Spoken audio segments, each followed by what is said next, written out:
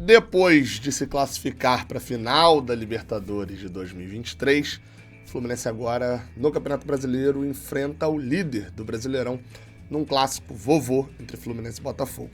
Tudo que você precisa saber sobre esse jogo você encontra aqui nesse vídeo de pré-jogo.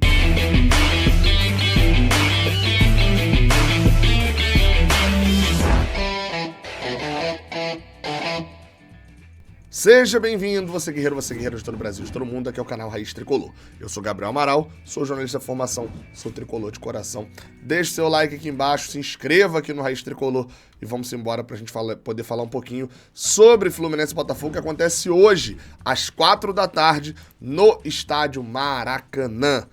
Jogo às 4 da tarde, transmissão da Globo, né? Vai passar no Premiere pro Brasil todo e na Globo vai passar para, anote aí pra ver se o teu estado tá aí, Acre, Amapá, Amazonas, Bahia, Distrito Federal, Espírito Santo, Manaus, Minas Gerais, Pará, Paraíba, Piauí, Rio de Janeiro, Rio Grande do Norte, Rondônia,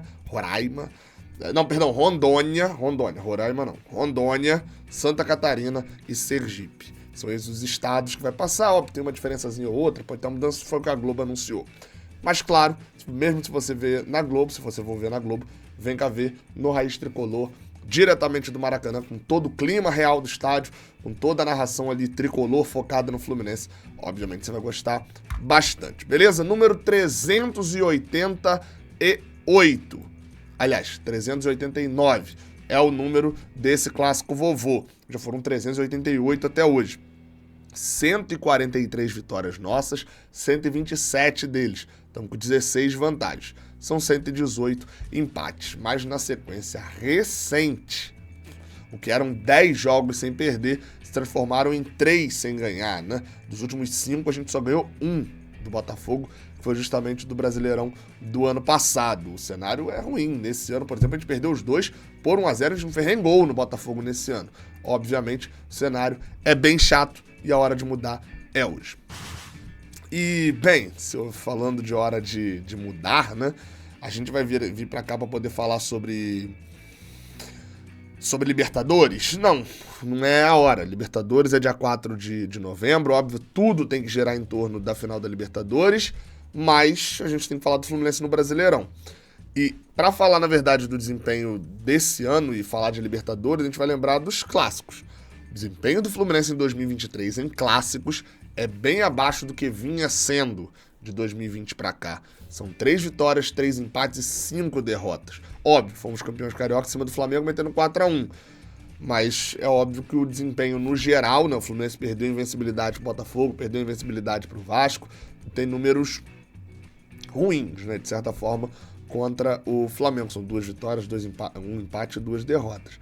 Agora, talvez isso seja por uma questão da Libertadores, né? De que, antes o jogo grande do Fluminense no ano era o clássico, era o clássico que podia ser o ponto-chave de virada, não sei o quê, o bicho era mais alto e tal. Obviamente esse ano foi pautado do início ao fim pela Libertadores, então talvez isso tenha alguma influência ali também, né? Não tem como você manter o ritmo lá no talo em todos os jogos, então obviamente o Fluminense escolheu a Libertadores. Pode ser isso, pode ser outra coisa, não sei. Fato é que a gente olha hoje para esse clássico, só falta esse ir contra o Botafogo e ver uma necessidade de vitória. A tabela, eu não vou nem citar aqui, questão de, se a gente ganhar, a diferença pro Botafogo vai cair, a diferença do Botafogo vai ficar em 8 pontos e tal. Não vou nem falar disso, não. Ou de que, por exemplo, se o Palmeiras ganhar o jogo dele no clássico contra o Santos, ou o Red Bull Bragantino ganhar fora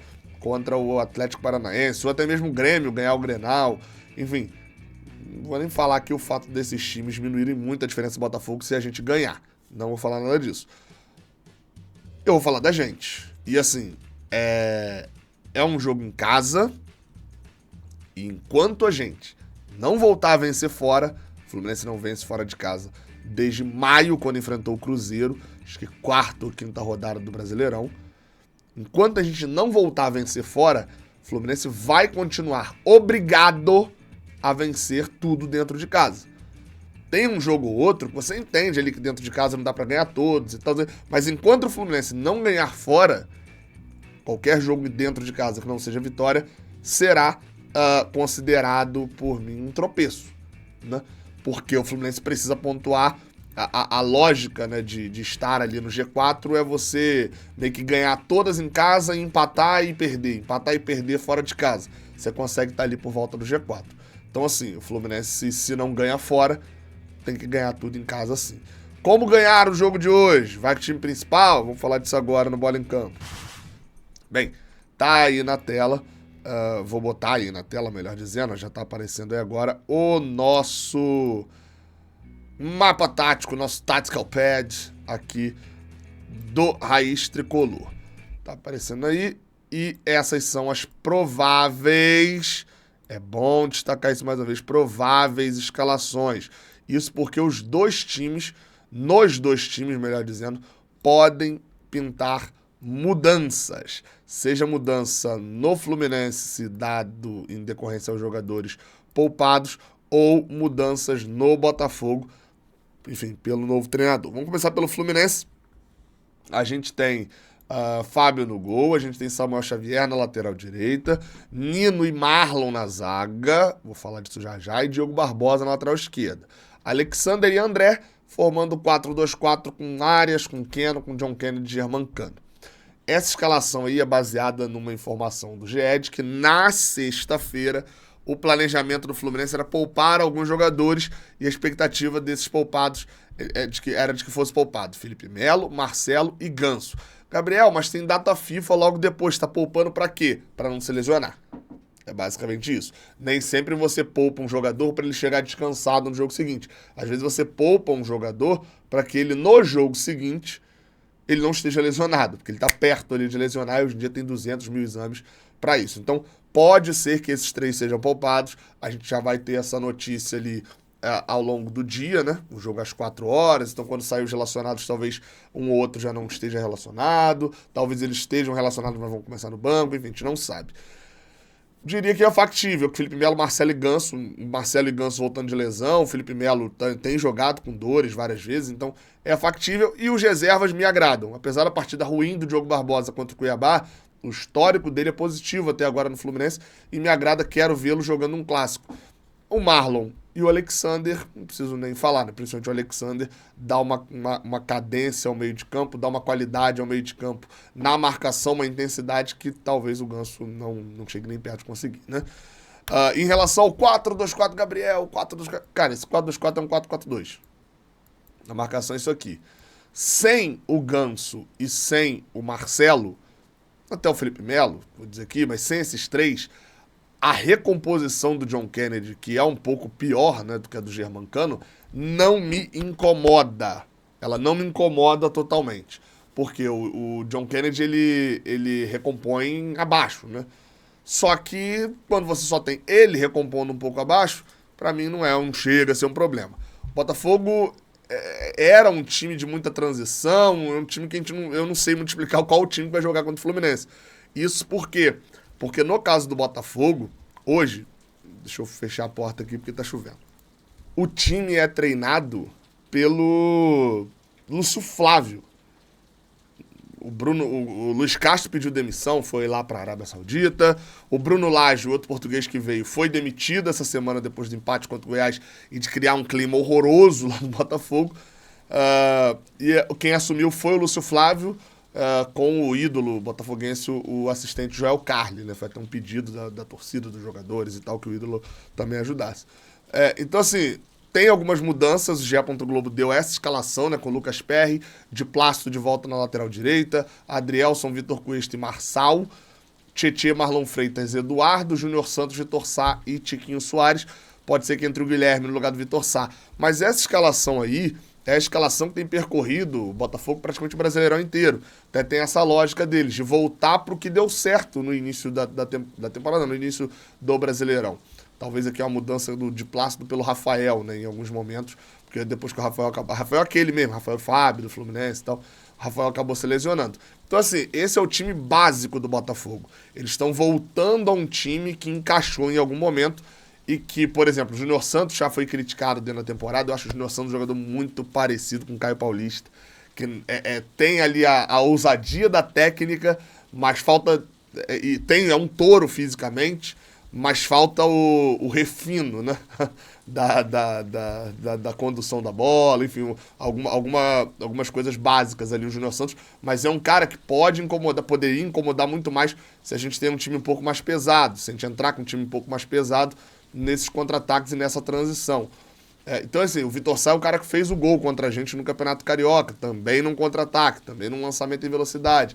Então o Botafogo tem um meio de campo que destrói muito. Marlon Freitas, Tietchan, até o Eduardo também, de certa forma, é um meio de campo que combate para poder sair. Então o time do Botafogo tem um pouco o perfil do time. O centroavante não é o centroavante paradão, é um centroavante que sabe jogar fora da área. Fez um golaço, teve desvio, né? Na última semana. Então, assim, é o artilheiro do campeonato. O time do Botafogo é muito desenhado na minha cabeça para ser um time de reatividade, de dar a bola, marcar num bloco médio, né, que é marcar aqui, ó, nessa linha aqui, marcar com a base nessa linha e roubar a bola e disparar com pontas, com laterais e até por dentro mesmo com o Tiquinho Soares e com o Eduardo para poder contra-atacar. Posto isso, quero ver como é que vai ser o desempenho da defesa do Fluminense. Como eu falei, a recomposição, Diogo Barbosa, me agrada mais, tá? Mas e a marcação? Postado. O Botafogo não contra... vai correr certo? O Diogo Barbosa falhou contra o Cuiabá. E o Marlon? Fez uma boa partida aí recentemente, mas e aí? Acho que contra o...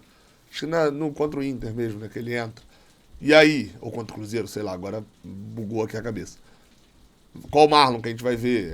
E o Samuel Xavier? Volta bem? O Guga vai roubar essa posição nos últimos 30 dias.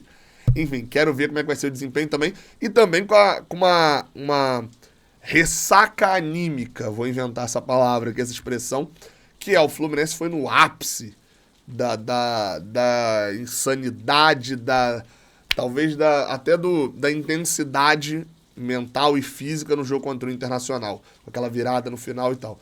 Então há uma tendência de abaixar um pouco a adrenalina. Espero que o Fernando Diniz e a comissão toda ali também agregada e, claro, também a direção de futebol do Fluminense façam os jogadores entenderem que, cara, mantenha a adrenalina lá no alto para esse jogo. Esse jogo é muito importante para o Fluminense, para o torcedor do Fluminense também. E depois vem data FIFA, vocês vão para suas seleções aí e se virem. É isso, então. Dos times é isso. Lembrando só, o Fluminense tem dois suspensos, né? O Thiago Santos e o Martinelli. O Eduardo Barros, se eu não estou enganado, também tomou o terceiro cartão amarelo, me pareceu para ele no jogo passado. Então ele também estaria suspenso, Thiago Santos e Martinelli, e o Eduardo Barros auxiliar do Diniz. Então a gente talvez veja o Marcão ali na beira do campo auxiliando o Fernando Diniz. Pendurados desse time, tá? Marcelo, né, que talvez não jogue, mas Lima, André, Diogo Barbosa, Paulo Henrique Ganso e o preparador físico Wagner Bertelli, se tomarem um cartão amarelo, não estarão presentes no jogo contra o Corinthians no dia 18 no Maracanã, que é o último jogo no Maracanã antes da final da Libertadores. Lesionados, o David Braz talvez ainda fique fora, né, por conta da lesão que sofreu na semana, o desconforto que sofreu no joelho, e o Jorge, que tá fora há um tempão e não joga mais pelo Fluminense. Cara, só pra te dar um recado sobre o OneFootball, tá?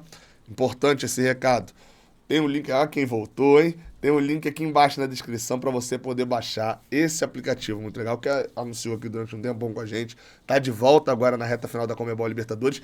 E lá dá para ver todos os lances ao vivo.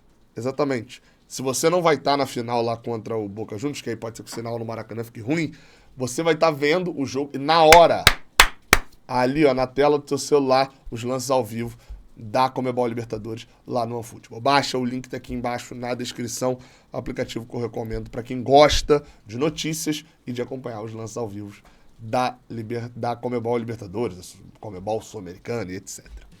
Cara, a arbitragem da partida, tá? Vamos lá. A arbitragem será feita pelo senhor Leandro Pedro Fuaden. Eu odeio, fato, mas nos últimos jogos que ele apitou do Fluminense não foi tão ruim. Foi bem. Nesse Brasileirão, ele apitou a derrota pro Corinthians, lá na Neoquímica Arena, e o empate com o Goiás, que a gente tomou um gol no último minuto. Uma curiosidade, ou seja, tá apitando bem, mas o resultado mesmo não vem. Curiosidade, tá? Nossa última derrota no Maracanã, pelo Campeonato Brasileiro, foi América Mineiro ano passado. Quem apitou? Leandro Pedro Voaden. Tá aí, aí fica a informação. É isso então, cara, jogo importante.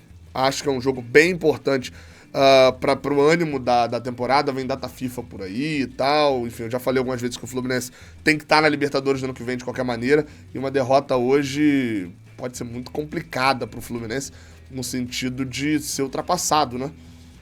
O Fortaleza joga com a América em casa, então a vitória é o resultado mais provável. O Atlético Paranaense recebe o Red Bull Bragantino, enfim, pode ser que ganhe também. E o Atlético Mineiro recebe o Coritiba, onde a vitória é muito provável. Ou seja, se o Fluminense tropeçar hoje, tem uma chance considerável de ser nono no Campeonato Brasileiro.